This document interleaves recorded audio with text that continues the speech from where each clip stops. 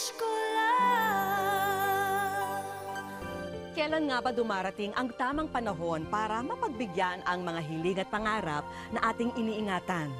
Handa ba tayo sa mga pagbabago na maaring idulot ng mga ito sa ating buhay?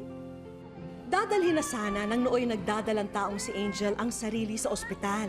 Pero sa sinasakyang tren, lumabas na ang sanggol mula sa kanyang sinapupunan. Mabuti na lamang at may mga nagmagandang loob na pasaherong tumulong na mailabas ang bata. Kamusta na kaya ang sanggol na isinilang sa loob ng tren sa Maynila? Samantala, si Tatay Edward ay 17 taon nang nangungulila sa 2 anak na naiwan niya sa Pangasinan. Katumbas daw ng kanyang paglayo sa kanila ang pagtalikod sa kanyang responsibilidad bilang magulang. Ano kaya ang dahilan kung bakit natiis niya sina Nika at Lawrence? Isang ama na nawala na parang bula. Sa Palawan, isang pamilya ang humaharap sa pagsubok na may kakambal na panganib sa kanilang mga supling. Hindi kasi biro ang pagkakaroon ng mga anak na may craniopagus, isang pambihirang klase ng conjoined twins. Magandang hapon po mga kapuso. Ako po si Vicky Morales at ito po ang Wish Ko Lang. Sa Batangas na destino noon si Tatay Edward habang naiwan sa Pangasinan ang asawang buntis at ang panganay nilang anak. Habang subsub sa pagtatrabaho, nagkasakit na pala ng malubha ang kanyang asawang si Beverly. Hindi akalain ng ama na sa kanyang pag-uwi, isang trahedya ang kanyang daratnan. Wala raw matakbuhan noon ang mag-asawang Edward at Beverly. Kaya nagpasya silang kumatok sa pinto sa taong alam nilang hindi sila matitiis. Nay! Nay! Asawa ko po, si Edward. Magandang hapon po, Nay. Anak, magmano ka sa lola mo? Ito pa, apo ko. Abay, napakalaki na. Halika na, halika. Naku, halika kayo sa loob, halika. Dali.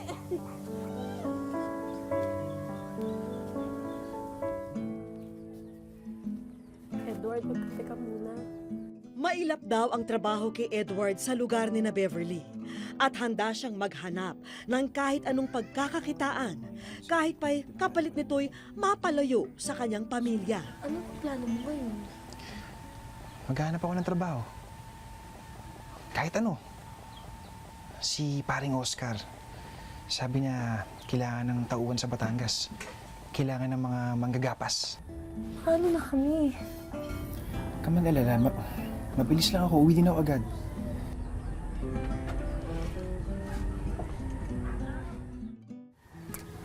Mag-ingat ka sa pupuntahan mo, Edward. Ha? Alalahanin mo, may iniwan ka dito mga anak mo. Sige na. Sige po, Nay, makakaso ko kayo. Lawrence, makinig ka lagi sa lola, ha? Sa aking mama. Edward, nangako ka ha. Pag nakasahod ka naman, umuwi ka. Hihintayin ka namin ng mga anak mo. Sige. Muna po ako.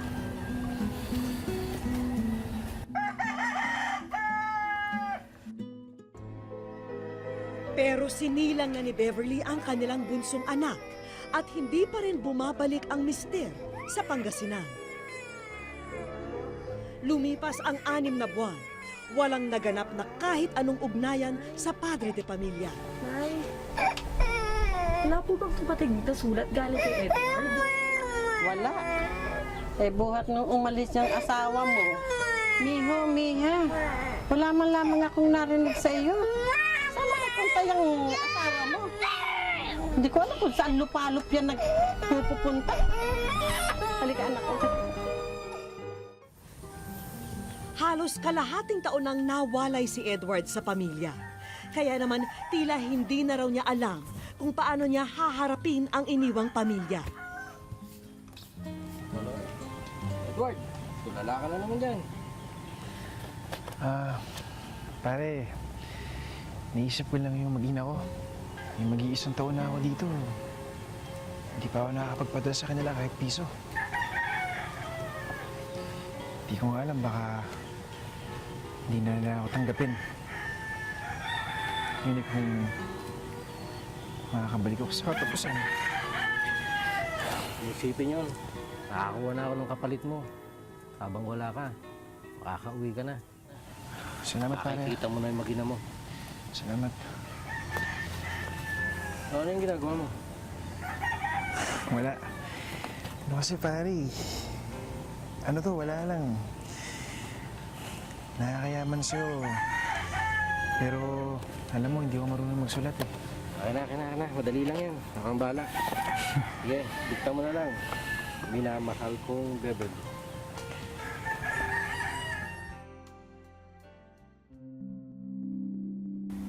Anak, sigurado ka ba na mas gusto mo pa rito sa bahay kaysa sa ospital? Hindi na po, Nay. Ayos lang ako rito. Nararamdaman ko malapit na rin umuwi ang asawa ko. Pasuyo na lang. Pasulatan siya. Pakisabi. Ayos lang ako. Baka mag-alala siya eh. Na Lawrence at Mika, po ba kumain na? Oo naman, pinalaga ko nga doon kay Ate Helen mo.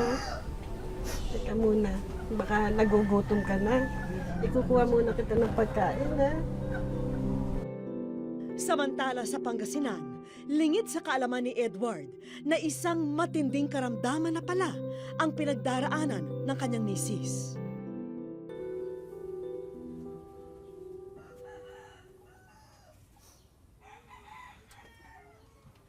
Anak, kain na, oh. Anak. Anak. Anak.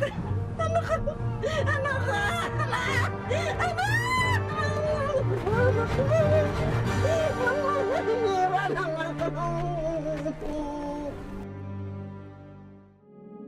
Isang sulat ang pinadala ng kapatid ni Beverly sa pinapasukan ni Tatay Edward para nooy sabihin ang masamang balita.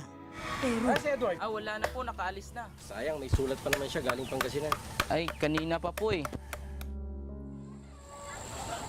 pangalawang araw na ng burol ni Beverly nang madatna ni Tatay Edward ang hindi niya inaasahang pangyayari.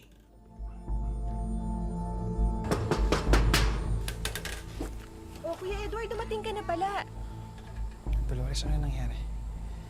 Hindi man natanggap ang sulat ko, Kuya. Patay na si Ate Beverly. Mabilis lang ako, hindi na agad. Edward, nangako ka ha. Pag nakasahod ka naman, umuwi ka.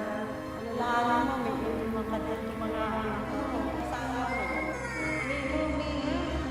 Edward! Edward! Edward! Hihintayin ka namin ng mga anak mo.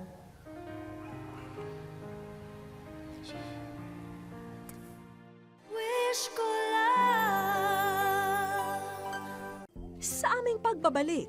Lagi ko ngang sinasabi yun. Ano kaya yung dalawa kong anak doon? Kilala pa ako noon. Ano ko? Pero ako hindi na ako kilala noon. Kahit magharap-harap pa kami, hindi ko na rin sila makikilala.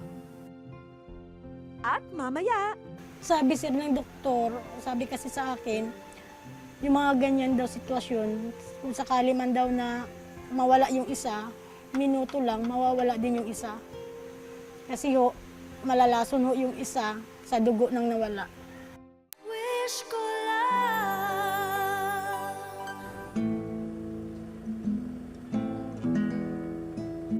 Buhat ng lisanin ni Tatay Edward ang Pangasinan noong 1995. Dito na raw sa Camarines Norte niya ipinagpatuloy ang kanyang buhay. Gamit ang lubid, unti-unting bumababa si Tatay Edward sa minahan na halos 50 talampakan ang lalim para sa isang mahalagang misyon. Misyon na maging ang kaligtasan ng sarili ay tila ipinalamunan niya sa kadiliman.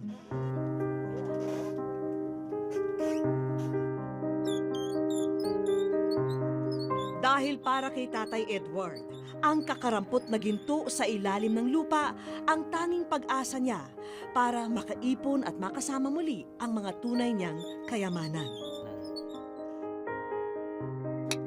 Sabi ko naman, papasukin ko kahit mahirap na trabaho. Kung sakali man siruswertehin ako, makadilis ako, hindi pa rin ako nawawalang ng pag-asa na hindi pa rin ako makauwi sa amin. Ito ay trabaho na po ito, hindi ito sa pangbinata.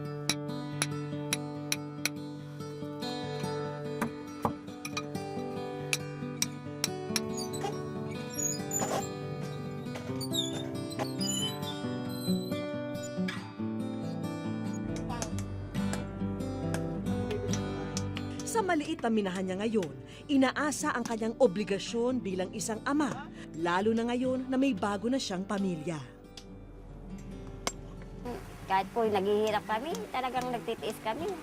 Kahit yung mga bata, talagang pag wala pong dilisya papa nila, pag sinabi ko ganito, ganito lang, ano po, talagang nagtitiis po kami. Basta wag lang po magkahiwalay-hiwalay. Di gaya po nangyari sa una niyang pamilya.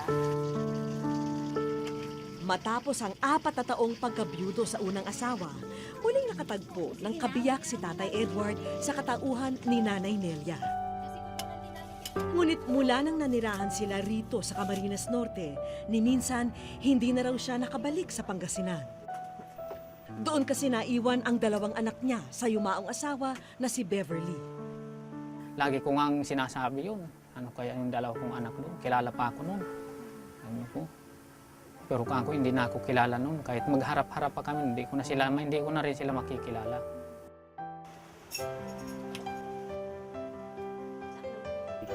Batid ni Nanay Nelia ang pangungulila ng asawa sa kanyang mga unang anak. Ay, malaki pong bagay yun na magkita-kita sila. Napaka-importante po sa amin, lalo na po sa papa nila. Kung papayag po sila, natawagin ako pangalawang ina, payag po. Mas maganda nga po yung ganun, na magkita-kita sila magkakapatid, na magsama-sama. Kahit hindi ako ang tunay na ina nila, kasama naman nila yung tunay nilang ama. Kahit nakalayo ko sa kanila ng talagang masakit. Hindi ko sila nalilimutan. Sobra. Sabi ko nga, pag nakita ko, siguro ako ng pinakamasayang ama pag nagkita-kita kami ng mga anak ko. Kahit mahirap lang ako, ganyan. Basta makasama ko yung mga anak ko. Hindi nakapag-aral si Tatay Edward, kaya naman ni magpadala ng sulat sa mga anak ay hindi raw niya magawa noon. Tanging ang address na lamang ng bahay nila noon ang kanyang natatandaan. Kung papalarin man daw na muling makabalik si Tatay Edward, ay matutuntun pa raw niya ito. Minsan dadaling ko doon sa pantalan ng 100 Island, namasyal kami. Nakaupo sila doon sa may Carabao grass. Doon pa sila nakaupo, nakahakbay pa, nakatawa pa yung magkapatid.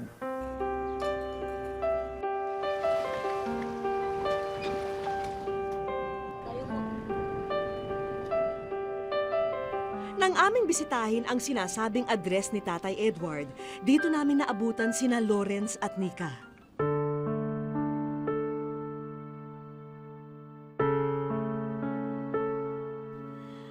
Ang nooy mga musmus na iniwan ng ama, ngayon ay binata at dalaga na. Madalas dito pa rin sila pumupunta sa dating pasyalan nilang mag-aama. Hindi ko po matandaan kasi parang hindi ko kamukha ko lang po siguro. Pero sabi po nila na masibag din po siya. Siya pa rin po yung tatay namin. Siyempre, gusto po rin namin makita. Bakit? Siguro po may dahilan siya kung bakit niya po kami iniwan. Sa loob ng halos 18 taon, lumaki sina Lawrence at Nika sa kanilang lola. Mula kasi noong nailibing ang kanilang nanay Beverly, inako na ni Lola Lolita ang responsibilidad ng pag-aalaga sa kanyang mga apo. Ay, mahirap talaga. Mahirap talaga. Kasi matanda na ako. Hindi naman na ako makapaghanap buhay. Ganon din yung kasama kong matanda. Kahit tila naging ulila sina Lawrence at Nika sa mga tunay na magulang, binusog naman daw sila ng pagmamahal ng iba pa nilang mga kamag-anak. Kung sakali man maalaala niya yung mga anak niya kahit na saglitin lang niya na tignan yung mga anak niya dito. Tignan man lang niya sila kung ang kalagayan o kumustahin man lang, ganon. Kahit papano'y nakatapos ng high school si Lawrence, habang si Nika na may nakasampa ng kolehiyo, pero isang semester lang at nahinto na. Higit na kailangan nila ang suporta ng magulang para mapagpatuloy nila ang kanilang pag-aaral. Inaamin naman ng magkapatid na kahit nariyan ang kanilang lola at ibang mga kamag-anak, mananatiling may puwang pa rin sa kanilang pagkatao hanggat hindi nila nakikilala ang sarili nilang ama. Sana dalawin niyo man po kami nito na alamin po yung kalagayan namin ganun. Nangarap din po na makasama rin kahit sandali lang.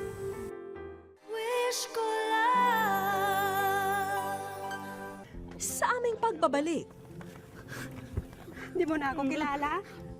Wala na akong matandaan. Ako si Ate Helen mo! Halika na dito.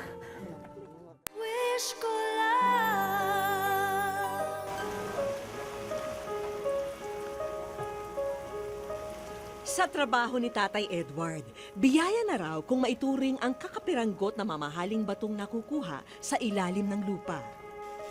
Kung hindi sinaswerte, tiis-tiis lang daw muna ang pamilya. Maging si Nanay Nelia ay minsan tumutulong na rin sa asawa. Pwede! Bibita, pakiabot!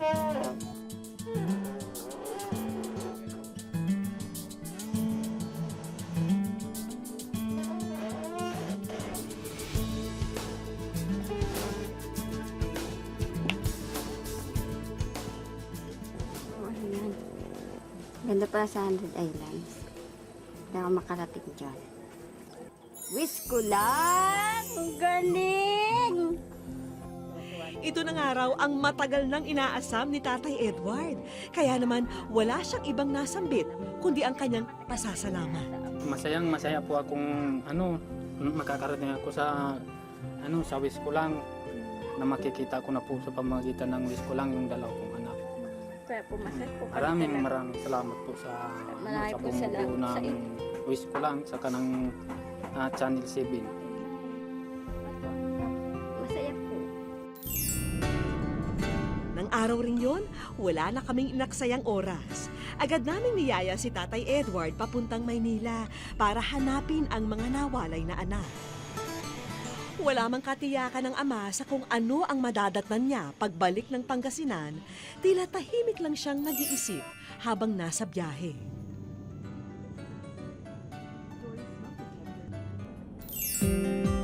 Mula Maynila, halos 6 na oras pa ang aming nilakbay bago makarating sa Alaminos, Pangasinan. Matapos ang halos 2 dekada, hindi na iwasang maging emosyonal ni Tatay Edward. Lalo na lang muling nakita ang lugar ng unang asawa. Minabuti na ring bumaba ni Tatay Edward sa isang kalye para masiguro ang kinaroroonan ng dating bahay. Pero okay.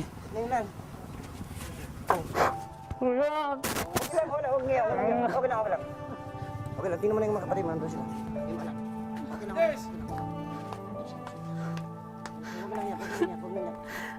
Okay lang. Okay lang. Di mo na ako kilala? Wala na akong matandaan. Ako si Ate Helen mo! Halika na dito. Iyak. Handa ka na. Habang papalapit na si Tatay Edward sa bahay, halos hindi na ito matahan sa pag-iyak. Hanggang sa... Yung pinata mo, yung dalaga mo. Ay, ito na pala ka.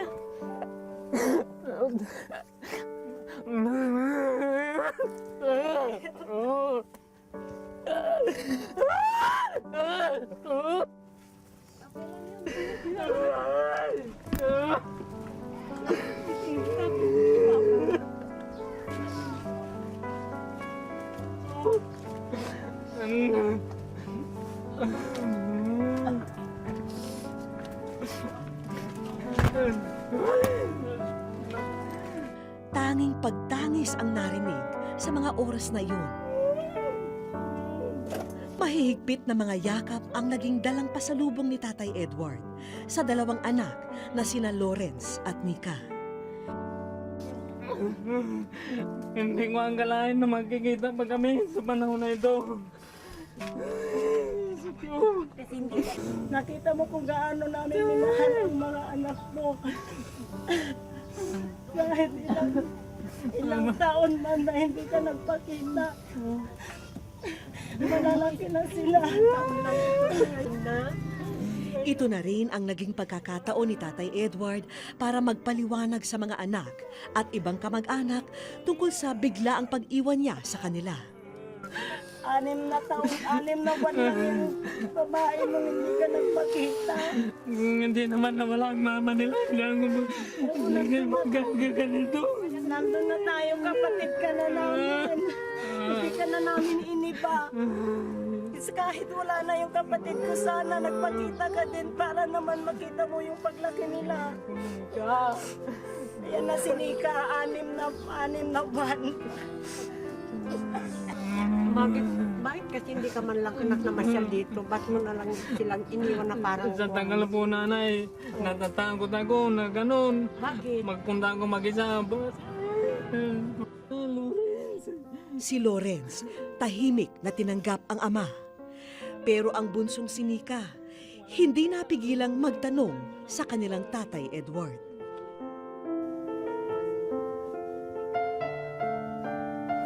Kasi po sa tagal po ng panahon na nawala po siya. Hindi pa lang po siya gumalaw para makita po kami.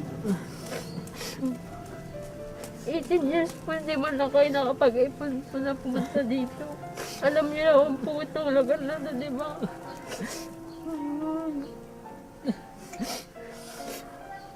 Sampung taon na ako nanay, nasa Mina. Nasa ilalim lagi ako ng lupa, 24 oras. Nasa ilalim akong ng lupa. Naghahanap lang ako ng swerte kung sakali, pero wala.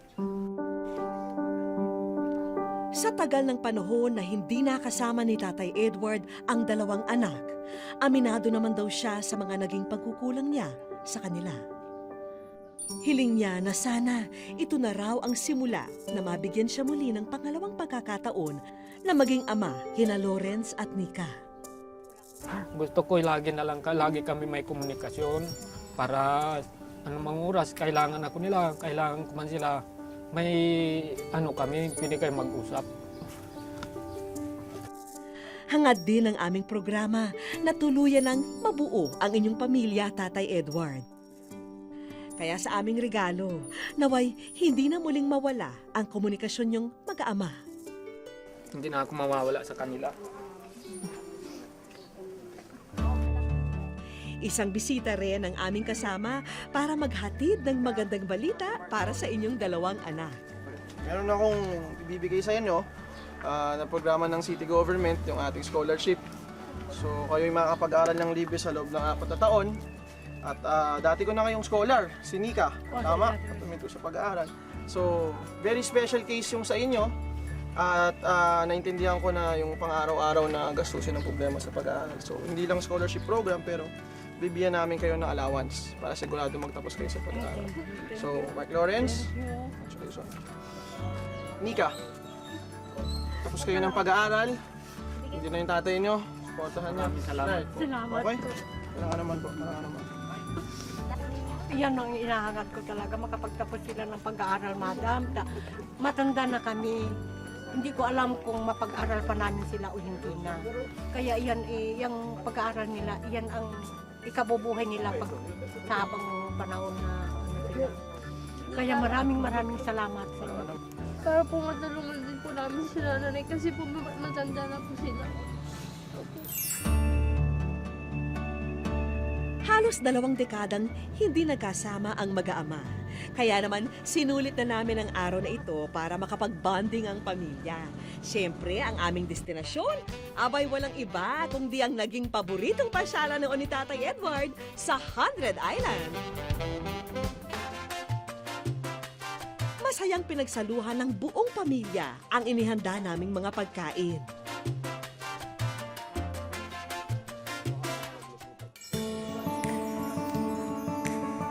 Pagkatapos, ibinakita naman ni Tatay Edward ang mga dalang litrato upang makilala rin nila ang pamilya niya ngayon na naiwan sa Bicol.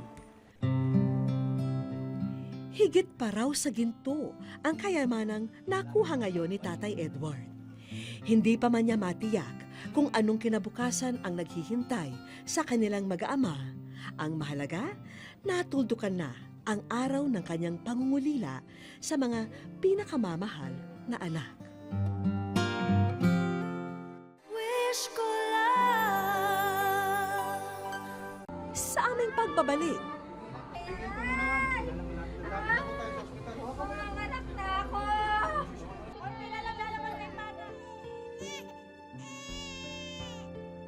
At mamaya, Sabi sir ng doktor, sabi kasi sa akin, yung mga ganyan daw sitwasyon, kung sakali man daw na mawala yung isa, minuto lang, mawawala din yung isa. Kasi ho, malalason ho yung isa sa dugo ng nawala.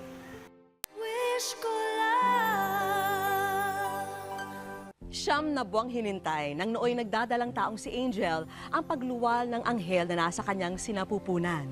Pero ng araw na isilang na niya ang sanggol, hindi niya inakalang sa kakaibang lugar ito magaganap. Iba't ibang katauhan ang kinakanlong ng ating lansangan. Ang ilan sa kanila'y estranghero lang. Habang ang iba'y pwedeng magkaroon ng koneksyon sa atin. Gaya ni Nanay Angel, may mga tao raw na malaki ang naging papel sa isang espesyal na pangyayari sa kanyang buhay. At may kaugnayan din ito sa istasyon ng tren na ito. Isa sa napakasarap na trabaho ay ang pagiging ina. Pangatlong baby ko na ang pinagbubuntes ko. Kabuanan ko na rin ngayon. Pero ang mahirap sa aking sitwasyon, mag-isa kong hinaharap ang aking pagdadalang tao. Bunga kasi ito ng bawal na pag-ibig. Ngunit walang sala ang bata at hindi dapat pagkaitan ng pagkakataong mabuhay at mahalin. Mairaraos ko rin ito. Sandali lang. Ihanda ko lang yung mga gamit mo. Hindi ko na kaya. Dalhin mo na ako sa ospital. Sumakay kami sa jeep, doon pa lang mutok na yung panubigan ko. Pagbaba namin, pumunta kami sa istasyon ng Libertad. Nakakapanlumong isipin na sa ganitong panahon, wala ang lalaking may gawa nito. Buti na lang, isang kapitbahay ang nagmalasakit na itakbo ko sa ospital.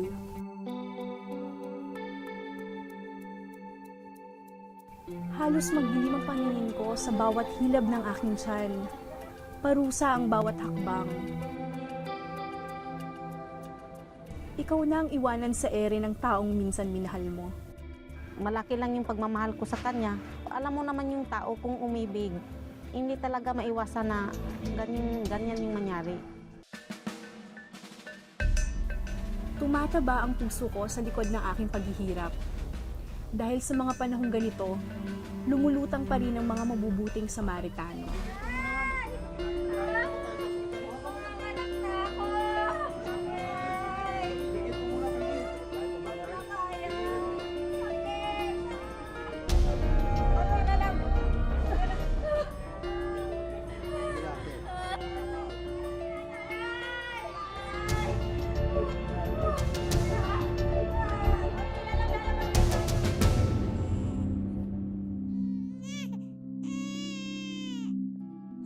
Buti na lang may mga tao pang marunong magmalasakit. Ni sa panaginip, hindi ko inakala na magluluwal ako ng bata sa ganitong klaseng lugar. Malayo sa ospital. Wala sa pangangalaga ng doktor. Sa upuan ng isang umaandar na tren. Salamat sa Diyos, nakayanan ito lahat ng aking munting anghel. Isang buwan na ang nakalipas mula nang isilang niya ang kanyang munting anghel sa istasyon na ito ng LRT. Nakaukit na raw sa kanyang puso ang naturang lugar. Dito ka sa lugar na to pinanganak. Dito ako tinulungan ng 2 babae. Nagkaroon kami ng pagkakataong makausap ang 2 nagsilbing anghel de la guardia ng mag-ina. Kahit walang kaalam-alam sa pagpapaanak, nagawa pa rin ni Ronelyn na tulungan ang pobreng babae. Account manager siya sa isang property firm sa Makati. Sabi ko, hindi ko alam kung paano tutulungan to. Kaya ginawa ko na lang din. Sabi ko, ma'am, sige, hinga kayo malalim. Siyempre, kinakabahan ako. So, no choice, lahat ng force, ginanyan ko siya. Mabuti naman at ang ikalawang naging kaagapay ni Nanay Angel ay isa palang registered nurse. Siguro nung time na yon, parang chance na rin yun para makatulong sa kapwa. Bilang isang nurse, minsan sasabihin ng doktor, okay, gawin mo to, ganyan, gawin mo to. Parang bigla ka na lang sumusugod, parang lakas na lang ng loob. Habang dito sa Taguig, inalam namin ang sitwasyon ng mag-ina. Tumambad sa amin ang maliit na espasyo nito na kanila raw inuupahan. Buong akala raw ni Nanay Angel, makakatikim sila kahit papano ng kaginhawaan sa kanyang naging panganganak sa tren. Sabi nila na pag doon daw sa tren manganak yung buntis, talagang surety daw talaga doon kung doon lumabas yung bata. Parang wala eh. Ganun pa rin, hirap. Parang hindi ko naramdaman kung may surety ba dumating sa buhay ko. Walang trabaho si Angel at umaasa lang siya sa inaabot ng lalaking nakabuntis sa kanya. Bigyan ako niya ng 200 para pambilihan sa araw-araw lang. Isang araw lang talaga yung 200. Ngayon, mistulang alaala na lang daw sa kanya ang pambihirang panganganak niya. At malaki raw ang pasasalamat niya sa mga tumulong sa kanya ng mga oras na yon. At kung maaari raw, may special request uli sana siya sa kanila. Nagpapasalamat po ako sa 2 nurse na tumulong sa akin sa loob ng tren na nagpaanak sa akin. Muli ako humihingi ng tulong sa inyo. Kung narinig niyo ako, sana matulungan niyo ako na mapirmahan yung birth certificate ng bata. Sa kanilang estadong mag-ina, malaking palaisipan para sa ilaw ng tahanan kung paano niya maibibigay ang magandang kinabukasan para kay baby Lilibeth.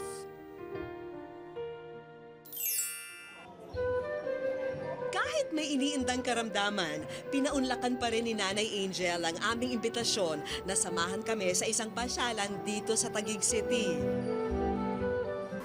O Nanay Angel, napilitaan kong isang anghel ang ipinanganak mo sa isang istasyon ng tren.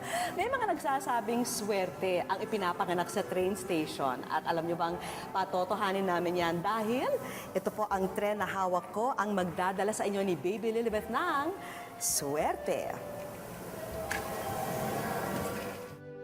Kung nung nakaraang buwan, sa isang istasyon ng tren isinilang ni Nanay Angel ang biyaya ng poong may kapal sa kanya, ngayon, isang sorpresa ang muling hatid ng tren na ito. Miss ko lang. Nandito nga sa Hi Angel, welcome sa wish ko na.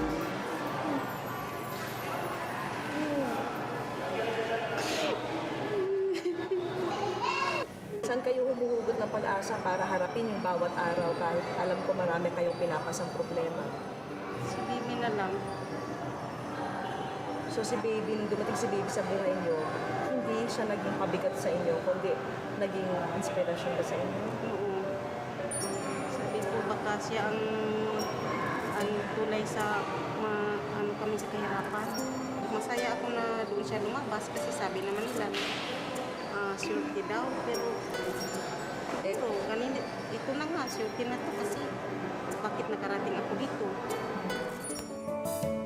Para sa ating first stop, sagot sa iyong naging panawagan. Kilala niyo ba sila? Kilala niyo ba? Kayo ang nagpaanak sa kanya? Opo. Ang swerte niyo naman. At nung time na yun, may 2 anghel na nandun para tumulong sa inyo. Malaking pasalamat ko sa kanila. O ayan, Nanay Angel, tiyak na makukuha mo na ang birth certificate ni Baby Lilibeth dahil kasama na natin ang 2 niyang magiging ninang. Hindi lang yan ang sorpresang inihanda namin sa inyong mag-ina. I-celebrate na rin natin ang unang buwang kaarawan ni Baby Lilibeth.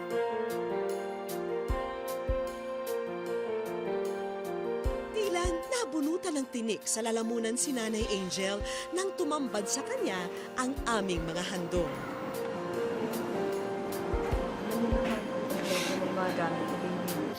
Ma'am, maraming salamat sa inyo na may kayo na tulong sa bata. Kasi yung pasalamat ko sa inyo. Isa-isa na naming sinipat ni Nanay Angel ang mga inihanda naming regalo sa kanilang mag-iina. Yan, pangkabuhayan nyo yan. Pwede kayo mag-start ng business nyo. O yan, mga fish balls, hotdog stand, barbecue stand. Nalaman ko na sa tingin ko, parang natulala ko nito.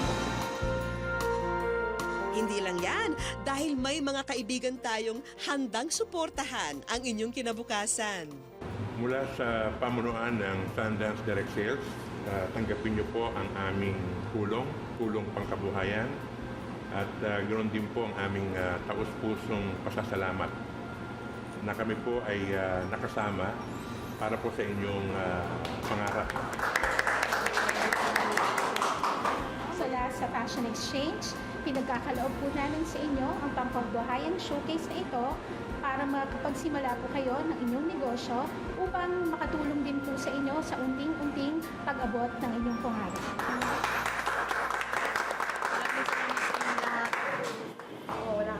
Areglado na rin ang mga kakailanganin ng inyong munting kerubin. Pati pang binyag, o meron na, o. Lahat, o panligo ni baby. Pati kinulok rin, meron na rin. Pati mga damit, mga gamit, mga baby bottle. Mula po sa Quanta Paper Corporation, tagagawa ng Sweet Baby Diapers, inihahandog po namin sa inyo ang isang taong supply ng diapers. Sigurado po kayo na laging maging komportable ang inyong baby. Maraming salamat. Pagdamutan nyo na rin po ang tulong pinansyal na ito. Sana, bumuongga ho yung negosyo nyo para tuloy naman yung swerte ni baby. At swerte nyo rin. Opo. Isang pasasalamat naman ang ibinigay ni Nanay Angel sa dalawang nagsilbing instrumento upang ang kanyang munting anghel ay ligtas niyang maisilang. Maraming salamat sa iyo at sa mabuti mong puso. Love, Baby Lilibet and Nanay Angel. Wow, thank you. Thank you. Ronnie Lynn, maraming salamat sa inyo at sa mabuti mong puso. Love, Baby Lilibet and Nanay Angel. Thank you din po. Araw-araw, iba't ibang tao ang nakakasalamuha at nakikilala natin. Karamihan sa kanila, mabilis lang na magdaraan at maglalaho. Para kay Nanay Angel, ang mga estrangherong minsang tumulong sa kanya ay habang buhay ng magkakapuwang sa kanyang puso. Wish ko lang. Sa aming pagbabalik, Sabi sir ng doktor, sabi kasi sa akin, yung mga ganyan daw sitwasyon, kung sakali man daw na mawala yung isa, minuto lang, mawawala din yung isa. Kasi ho, malalason ho yung isa sa dugo ng nawala. Wish ko lang. Sa Palawan, isang pamilya ang humaharap sa pagsubok na may kakambal na panganib sa kanilang mga supling. Hindi kasi biro ang pagkakaroon ng mga anak na may craniopagos, isang pambihirang klase ng conjoined twins. Titingnan ko sila, sumasagi talaga sa isipan ko, paano na lang kaya kung lumaki sila, tapos sasabihin nila sa akin, Ma, bakit kami ganito? Pilit mang nagpapakatatag, malaki ang takot ng mga magulang na baka hindi kayanin ng kanilang mga munting anghel na mabuhay ng matagal, lalo na't sakitin daw ang isa sa kanila. Sabi sir ng doktor, sabi kasi sa akin, yung mga ganyan daw sitwasyon, kung sakali man daw na mawala yung isa, minuto lang, mawawala din yung isa. Kasi ho, malalason ho yung isa sa dugo ng nawala. Hindi ko kayang mawala sila sa akin. Kung paano ito malalagpasan ng pamilya ni Nanay Sonia, hindi pa niya alam. Tanging magagawa lang niya ay ang patuloy na alagaan sina Shara at Sharina. Habang ako'y buhay at habang ako'y malakas, kakayanin at kakayanin ko. Subaybayan ang kanilang kwento sa susunod na Sabado dito sa Wish Ko Lang. Walang makapagsasabi kung kailan ngingiti sa atin ang magandang kapalaran. Ang mahalaga, hindi po tayo bumibitiw sa ating mga pangarap. Kaya mga kapuso, manatili po tayong nakatutok sa programang Anumang Oras ay Tumutupad sa inyong mga pangarap. Dahil sa susunod na Sabado po, mapapanood na ang Wish Ko Lang sa bago nitong oras na 6:45 ng gabi. Kung may kahilingan po kayo para sa inyong pamilya, kaibigan o para sa sarili, sulatan niyo po kami sa GMA Network, EDSA Corner Timog Avenue, Quezon City. Maaari rin niyong iparating ang inyong kahilingan, kwento at komento sa aming official page sa Facebook at sa Twitter at Wish Ko Lang GMA. At hanggang sa susunod na Sabado po, ako po yung kapuso, Vicky Morales, at ito po, ang Wish Ko Lang.